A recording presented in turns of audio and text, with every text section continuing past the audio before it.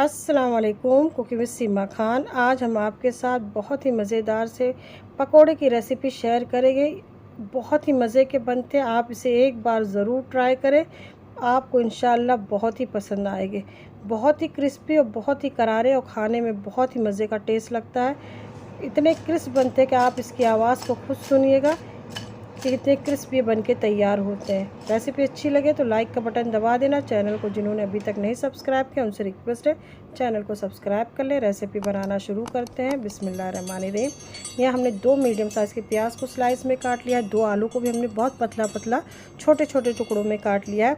और 1.5 कप हमने measuring cup से पत्ता गोभी ले ली है, इसे भी हमने काट लिया है लंबाई में।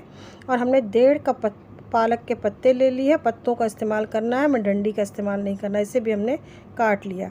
अब तमाम चीज़ों को हमने एक बर्तन में डाल के अच्छी तरीके से धो के छन्नी में छान लेना है।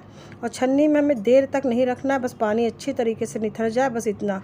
उसके बाद हमने इसे एक बाउल में निकाल लिया है। अब इसमें कुछ मसाले डालेंगे, जिसमें हमने 1 टीस्पून भर के अदरक लहसुन का पेस्ट डाल दिया है। और इसमें हमने 5 हरी मिर्च को काट के डाल दिया है। मिर्च अपने टेस्ट के हिसाब से कम या ज़्यादा कर सकते हैं। 1 टीस्पून कुटी लाल मिर्च और 1 टीस्पून हमने धनिए को मोटा मोटा कूट के डाला है। अब इसमें हमने हाफ़ टीस्पून अजवाइन डाला, जिससे हाजमे के लिए भी अच्छा है और टेस्ट भी बहुत अच्छा आता है। अब हाफ़ टीस्पून हमने लाल मिर्च का पाउडर डाल दिया है। और इसमें हमने 1 टीस्पून साबित ज़ीरा डाल दिया है। अब इसमें हमने नमक डाल देना है। नमक आपने जायके के मुताबिक डालें, हमने हाफ़ टीस्पून से थोड़ा सा ज़्यादा डाला है। अब तमाम चीज़ों को हमने बहुत अच्छे से मिक्स कर लेना है। इसमें हमें पानी का इस्तेमाल बिल्कुल नहीं करना है। अब बहुत अच्छे से मिक्स करने के बाद इसमें हमने बेसन उतना ही डालना है जितना प्याज, आलू और पालक एक साथ मिलके बाइंडिंग हो अच्छी तरीके से, इतना ही डालना है। हमें बहुत ज़्यादा बेसन नहीं डालना है। अभी हमने 2 बड़े चम्मच डाले। ज़्यादा बेसन डालने से पकोड़े क्रिस्प तो नहीं बनेंगे और खाने में ऐसा लगेगा कि आप पालक के पकोड़े नहीं, बेसन के पकोड़े खाली खा रहे हैं। अब तमाम चीज़ों को बहुत अच्छे से मिक्स कर लिया है। हमें जितनी ज़रूरत होगी बेसन को हमने उतना ही मिक्स करना। अभी हमें लग रहा है कि बेसन की थोड़ी ज़रूरत है, क्योंकि पकोड़ों का शेप अभी अच्छी तरीके से नहीं बन रहा है। तो इसमें हमने 1 चम्मच और बेसन डाल दिया है।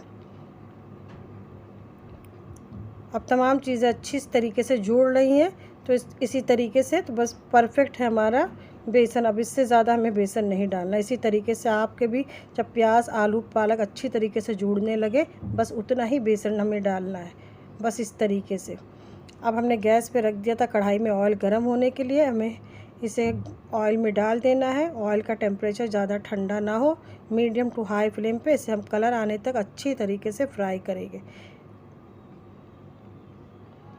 बहुत ही मज़े के बनते हैं। आप इसे शाम की चाय पे बनाएं या मेहमानों को खिलाएं, इंशाअल्लाह घर वालों को ज़रूर पसंद आएंगे। गर्मा गर्म पकोड़ों के साथ आप शाम की चाय एंजॉय करें। रेसिपी को ज़रूर ट्राई करें। अगर मेरी रेसिपी आप लोगों को अच्छी लगी हो तो लाइक का बटन दबाना बिल्कुल ना भूलें। और जिन बहनों ने अभी तक चैनल को नहीं सब्सक्राइब किया है उनसे मेरी ख़ास रिक्वेस्ट है, चैनल को सपोर्ट करें, ज़्यादा से ज़्यादा अपने फैमिली और फ्रेंड में शेयर करें।